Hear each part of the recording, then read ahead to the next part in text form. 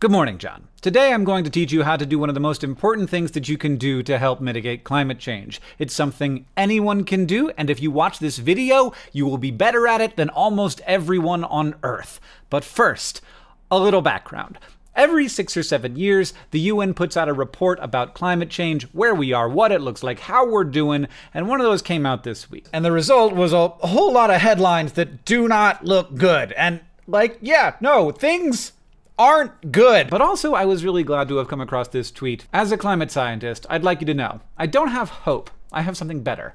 Certainty. We know exactly what's causing climate change. We can absolutely, 1, avoid the worst, and 2, build a better world in the process. And that is certainly nice. We know what is causing this problem. We know how to solve it. And indeed, in a way, we are. Like, renewable energy is skyrocketing. And yeah, solar is producing just 1% of the world's energy right now, but it's increasing faster every year. Per capita CO2 emissions in the US are lower than they were in 1918. Now, that was some very cherry-picked data. Things are not good. We are running an experiment on our life support system, and we know that the result is going to be bad. We just don't know how bad. The IPCC report is clear. We are not headed in a good direction. To avoid the worst consequences, we're going to have to keep global increase in temperature below 2 degrees Celsius or a little less than 4 degrees Fahrenheit. Currently, we are not on target to do that, even if we keep to all of the agreements we have. We need to quickly stop putting greenhouse gases into the atmosphere, and also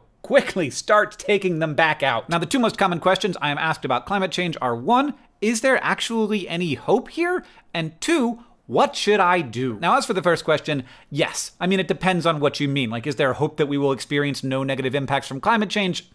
No, there's not. Like, we're already experiencing them. So climate change is gonna make life worse, but we don't know how much worse, and if you're watching this video, the chances are it's gonna be much worse for other people than it is for you. Global warming, like almost every issue, is a justice issue. It will have the biggest impacts on the people who are least responsible for it. People who are relatively affluent and live in relatively affluent places will be mostly, though not all, okay. Like, not great, but okay. But the less you have, the harder it is to deal with the destabilizations that come from a changing climate. And as for the second, like, a lot. You should be doing a lot. But you also have other stuff to do. Like, you have to take care of your friends and family, you have to go to school, you have to pay off your loans, you gotta do your work, you gotta goof off sometimes. But in between all of that, yes, climate change is the most important and difficult issue humanity faces. And so, there are things you can do both to show the world that this is a crisis and to mitigate your impact. Eat less or no meat, especially not beef. Never buy a gas-powered car ever again if you can avoid it, especially not a new one.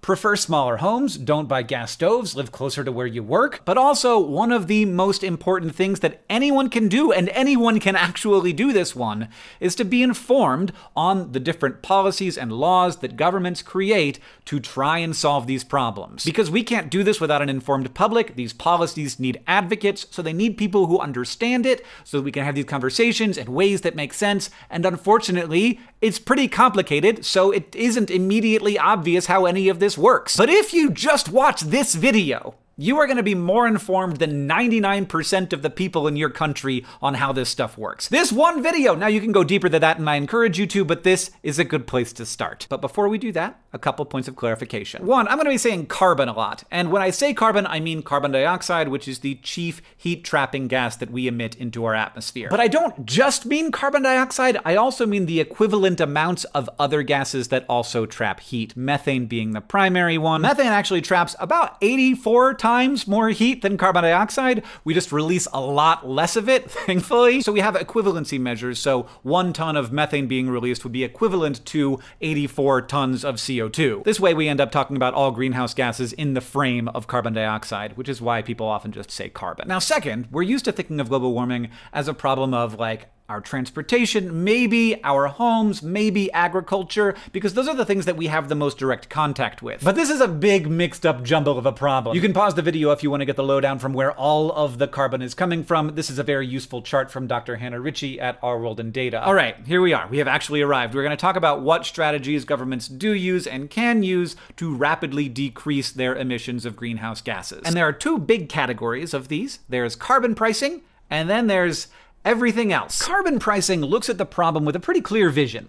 If releasing carbon dioxide is free, people don't have any reason not to do it. But it's actually not free. it's going to cost a tremendous amount of money to deal with the consequences of the emission of that carbon. But that money isn't being paid by the people producing the emissions or the people consuming the energy, the gasoline, the steel, the concrete that create the emissions. Those costs will be borne by people in the future, and they will be wildfires and droughts and famines and wars and refugees and sea level rise. All of those are costs that are not being priced in. So carbon pricing just includes those costs. And there are three main ways to do that. The first is just pricing carbon, and this actually, weirdly, has had some pretty bipartisan support. People further on the right or the left don't like this, but in the center, where like market-based solutions feel really good, people like this. The basic idea is that whenever a fossil fuel or another source of emissions enters the economy, whether it's the moment it's taken out of the ground or at the port of entry as we import it, you tax it. You say, this will soon be burned, and that will produce a ton of carbon, and that ton of carbon is going to cost the world $50 to deal with in the future,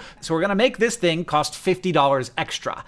This is by far the simplest thing I'm going to talk about today to actually implement. It's easy to regulate, you don't have to worry about different industries lobbying to get better deals, everyone pays the same flat rate, and this significantly increases the cost of fossil fuels, thus encouraging investment and innovation in other options. Now there's a subcategory of this idea, which is what do you then do with all of this money? Any carbon price that is anywhere near the actual long-term cost of releasing the carbon will, at first, generate a lot of cash. And there are two basic ideas. The first is to use it to do the work of decarbonizing our economy. Invest in new research in mass transit, solar power plants, job training for people who used to work in the fossil fuel industry. But the second idea confronts the biggest problem with a carbon tax, which is that it is a tax. Pricing carbon increased the costs of heating a home, of commuting to work, of flying to see your family, and nobody likes that. So instead of giving the money to governments to invest in decarbonizing the economy, the current more favored and more palatable plan is just to take the money that we raise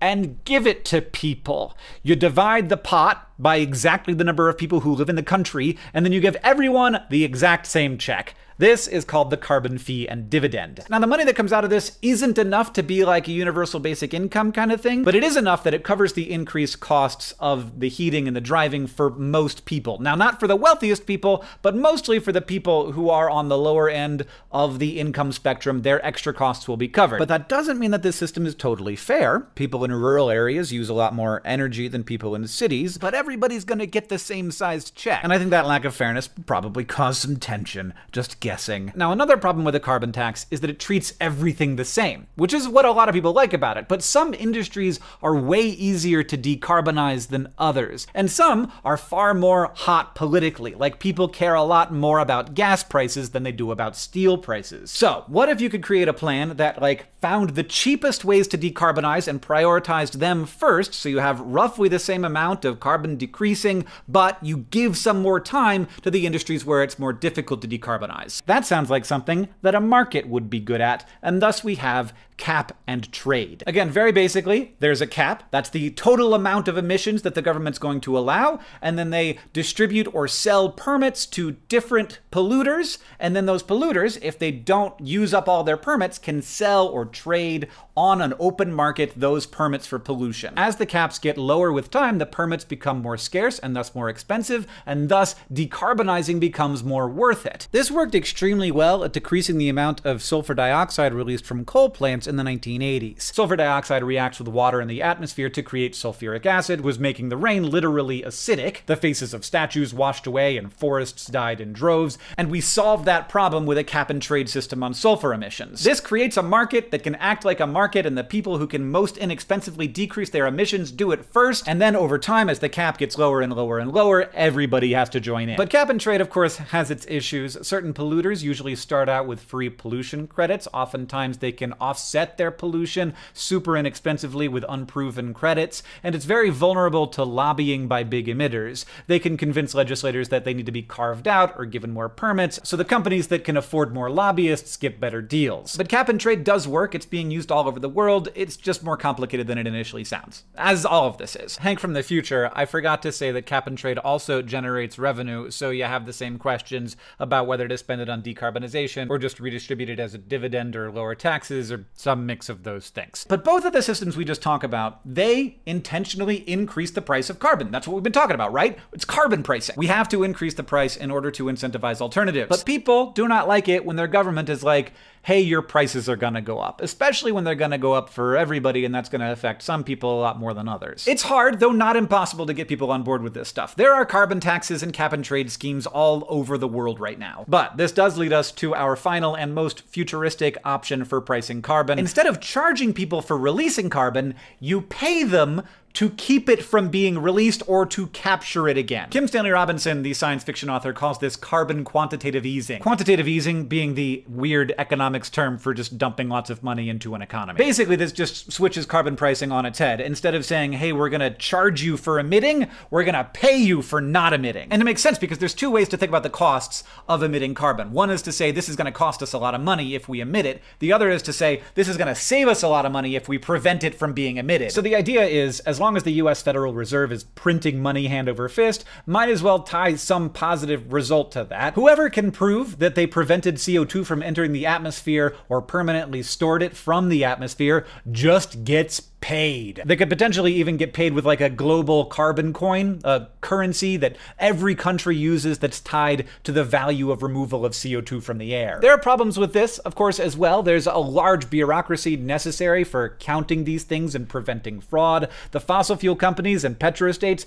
would have to be paid, just given lots of money to keep their carbon locked up, and that feels a little unfair. And then, of course, there's the tremendous cost. These taxes generate revenue. This is the opposite of that. Now, frustratingly, all carbon pricing strategies are looking less and less likely in my country, the US, right now, in part because of the reason many people like them. They're simple economic strategies that just price the carbon and let the market figure out everything else. But that also means that there's a tremendous lack of control over what's actually happening. And that means that maybe the costs get pushed off onto marginalized communities, and that the benefits of these new economic systems, well, they're going to go to the people who have the access and the money and the connections to build the companies that do all of the work. Now, does it matter who gets rich if we get the carbon out of the atmosphere? Well, this is a thing that people disagree about, especially people on the left. And at the moment, in my country, it doesn't matter what people on the right think because they're not going to vote for any of this stuff. So if you can't get all the Democrats to vote for a carbon tax, you're not going to get a carbon tax. Which is why, in the US, we are currently planning to do the other thing. Not carbon pricing,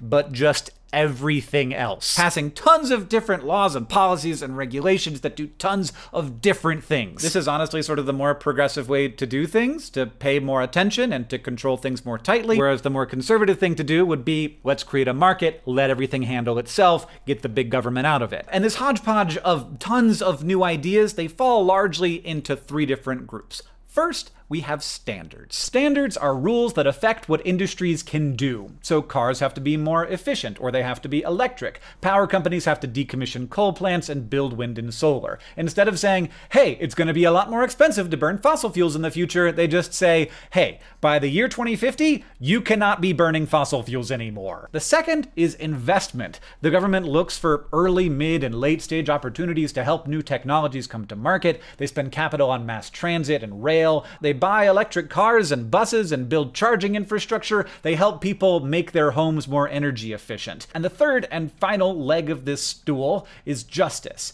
Help people who are most affected by decarbonization find fulfilling work, spend money on the communities that have been most negatively impacted by existing polluting infrastructure. We're going to be spending a ton of money to solve this problem. The people who benefit shouldn't just be the ones who created the problem. You'll sometimes see this slate of the climate agenda referred to as SIJ, Standards, Investment, and Justice. Now, this falls short of a full Green New Deal type framework, which would add even more on the justice end with policies like Medicare for All and a job guarantee, but it is a very, very big plan that has not been finalized, much less passed. President Biden has said, though, that he will not sign his $1.2 billion infrastructure package unless there is also a climate plan on his desk. So, here's hoping. Now, an important thing here, you do not have to do just one of these things. You can have a carbon tax and a cap and trade system and pay people to remove carbon from the atmosphere and have standards, investment, and justice regulations. And these plans exist all over the place. China, Canada, and the whole European Union have a cap and trade system. Japan, Turkey, Thailand, Indonesia, much of Europe, and a bunch of other places have carbon taxes. And pretty much everywhere has some amount of